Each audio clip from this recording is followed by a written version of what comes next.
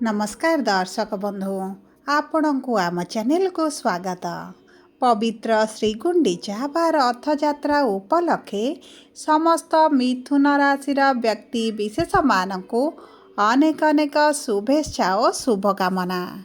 आपणकर जदि मिथुन राशि होता है तेबे यही भिडटी को थरे मात्र शेष पर्यंत देखंतु एवं निजर व्यस्त बहुल समय मध्यरु किछि समय आपण निज पाई दियंतु एवं निज भविष्यत विषय रे जानतु कहीं आमर आजिर यही कार्यक्रमटी समस्त मिथुन राशि लोक मानक पाई बहुत अधिक गुरुत्वपूर्ण रही। कहीं गुरुत्वपूर्ण रही आपण भिडटी को शेष पर्यंत देखिले निश्चित भाव में जानीपर।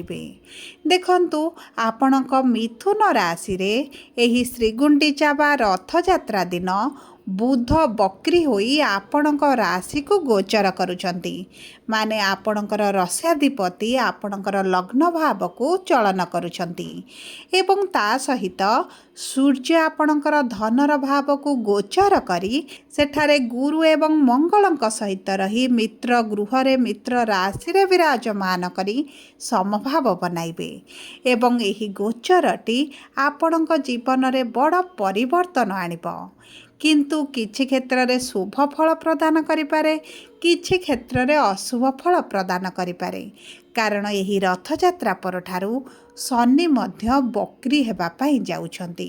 जेतेबेले गोटे पाप ग्रह मार्गीरु बक्री होइथाए ताहार प्रभाव आम मानक जीवन रे बहुत अधिक रही थाए। तेणुकरी शुभाशुभ फल देवगुरु बृहस्पतिंकर अस्त हेबा कारणरू किछि कांशरे कमिजिब एवं शनिंकर प्रभाव बढ़िबा कारणरू किछि कांशरे अशुभत्व मिलिपारे किछि कांशरे शुभाशुभ फल प्राप्त होइपारे। तेणुकरी यही परिवर्तन गुड़िक आपणक जीवन में बहुत बड़ प्रभाव पकाइब। तेबे विलंब न करी आसंतु जानिबा एही श्रीगुंडीचा बा रथयात्रा परठारु आपणक जीवन में कौन सब बड़ परिवर्तन हेबाकु जाउछि। किंतु भिडियोटी आरंभ करने पूर्वरु जदि आपणकर भी मिथुन राशि होइथाए एवं आपण भी ईश्वर को आंतरिक भक्ति एवं विश्वास करती तेबे भिडियोटी को लाइक करंतु कमेंट बॉक्स रे जय जगन्नाथ जय माँ लक्ष्मी अवश्य लिखि दियंतु। ता सहित आम सह जोगाजोग करिबा पई वीडियोर मध्य भाग रे एक व्हाट्सएप नंबर टी दिया जाइछि जो नंबर साहाय्य आपण आम सह जोगाजोग करी निजर नूतन कुंडली प्रस्तुत करि परिबे कुंडली विश्लेषण कराई परिबे किंबा आपणकर चाकरी विवाह व्यवसाय प्रेम संपर्क शिक्षा स्वास्थ्य संतान को नहीं किसी समस्या रही ताहार सहजरे एवं स्वल्प मूल्य रे समाधान करि परिबे।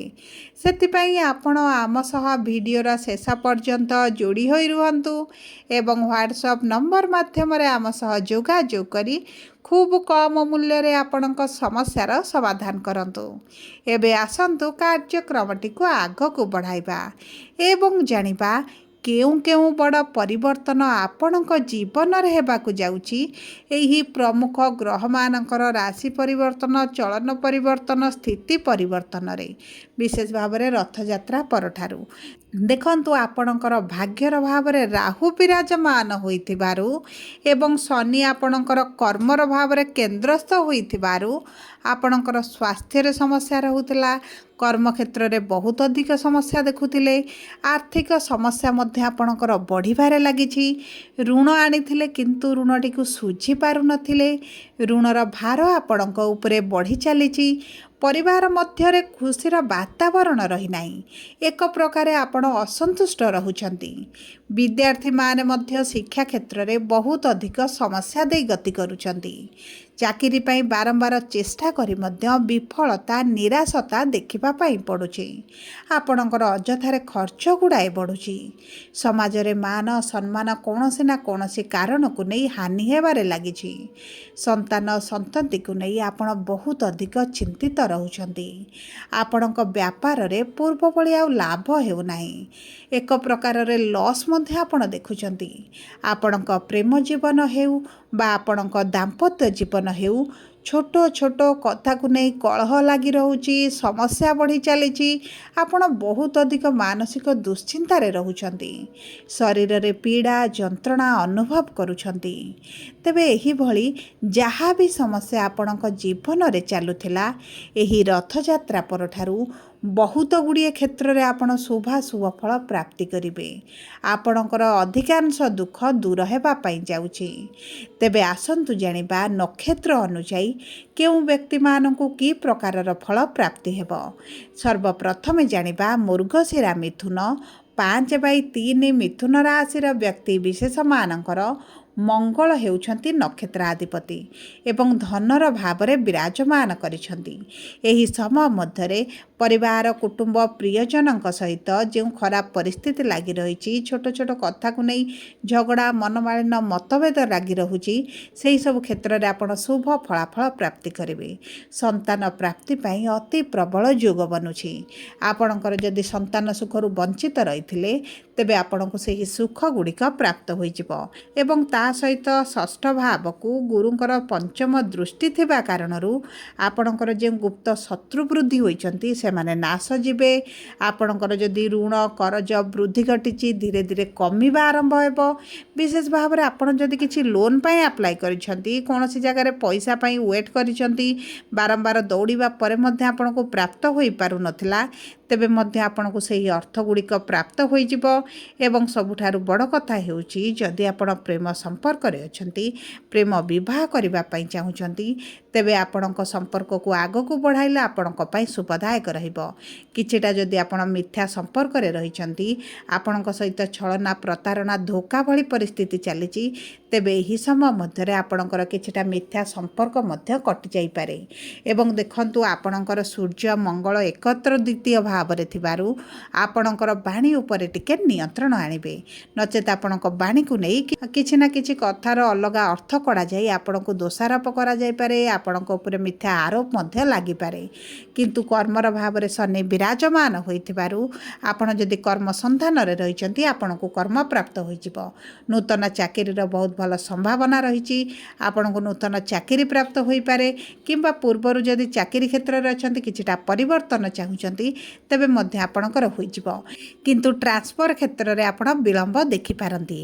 ଏବେ ଆସନ୍ତୁ ଜାଣିବା ଆଦ୍ରା ମିଥୁନ ରାଶି 6/3 ମିଥୁନ ରାଶିର ବ୍ୟକ୍ତି ବିଶେଷମାନଙ୍କର ରାହୁ ହେଉଛନ୍ତି ନକ୍ଷତ୍ରାଧିପତି ଏବଂ ବିରାଜମାନ କରିଛନ୍ତି ନବମ ଭାବରେ। ପିତାଙ୍କ ସହିତ ଯେଉଁ ମନମାଳିନ ମତଭେଦ ରହିଛି, ପିତାଙ୍କ ଠାରୁ ଯେଉଁ ସପୋର୍ଟ ମିଳୁନି, ଆପଣ ଯେତିକି ଆଶା କରୁଛନ୍ତି ତାହା ଯେଉଁ ମିଳିପାରୁନଥିଲା, ଧୀରେ ଧୀରେ ମିଳିବା ଆରମ୍ଭ ହୋଇଯିବ। ଦେଖନ୍ତୁ, ଗୁରୁଙ୍କର ନବମ ଦୃଷ୍ଟିଗ୍ରସ୍ତ ଦୃଷ୍ଟି ଆପଣଙ୍କର କର୍ମର ଭାବକୁ ଥିବା କାରଣରୁ ମାନ ସମ୍ମାନ ବୃଦ୍ଧି ଘଟିବ। ଆପଣଙ୍କ କାର୍ଯ୍ୟକୁ ନେଇ ପ୍ରଶଂସିତ କରାଯାଇପାରେ। ଆପଣଙ୍କ ପ୍ରମୋସନ ହୋଇପାରେ, ସାଲାରୀରେ ଇନକ୍ରିମେଣ୍ଟ ଦେଖାଦେଇପାରେ, ଆପଣ ଏକ୍ସଟ୍ରା ରୋଜଗାର କରିପାରନ୍ତି, ଆପଣଙ୍କ ଆୟରେ ବୃଦ୍ଧି ଘଟିବ ଏବଂ ଏହି ସମୟ ମଧ୍ୟରେ ଆପଣ ନିଜ ପାଇଁ କିଛି ଅର୍ଥ ଖର୍ଚ୍ଚ କରିପାରନ୍ତି, ନିଜ ପ୍ରିୟ ପରିଜନଙ୍କ ପାଇଁ କିଛି ଅର୍ଥ ଖର୍ଚ୍ଚ କରିପାରନ୍ତି, କୌଣସି ଜାଗାକୁ ଆପଣ ଟ୍ରାଭେଲ୍ କରିପାରନ୍ତି, ଆପଣଙ୍କ ଦୂରଯାତ୍ରା ହୋଇପାରେ, କିଛିଟା ତୀର୍ଥଯାତ୍ରା ହୋଇପାରେ ଏବଂ ଏହି ସମୟ ମଧ୍ୟରେ ଆପଣଙ୍କର ଅଚାନକ ବିବାହ ମଧ୍ୟ ଠିକ୍ ହୋଇପାରେ।